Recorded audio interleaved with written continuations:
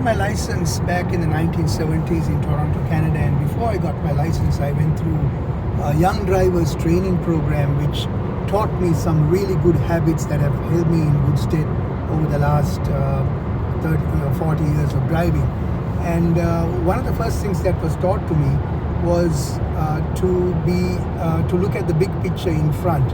So as I'm driving, I look ahead and I see 10, 12 cars ahead of me to see whether anything funny is happening, so I can then take some evasive action if something is going on up front. And the second point that was taught to me was to look at the mirrors every 1.5 minutes or so.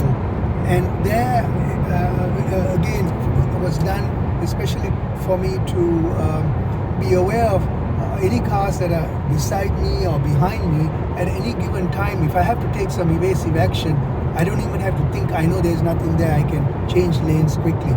So seeing the big picture and the looking at the mirror is called leave yourself an out, were two important lessons that has held me in good stead over the years.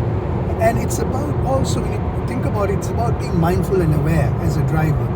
And I bring in my mindfulness meditation practice to this process too now, by becoming aware of my breath when I drive. So there's a subtle awareness of my breath always as I drive, especially when I'm driving long distances like this. I'm driving from Toronto to Ottawa in high speeds, and this awareness helps me to stay grounded as well.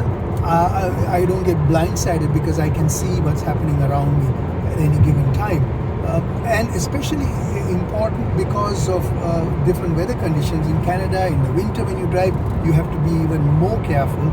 And of course, I have no control over how other drivers drive. And so there are so many variables that where things can go wrong. So as long as I am being aware and mindful and present, then I can be a safe driver on the road, mindfully.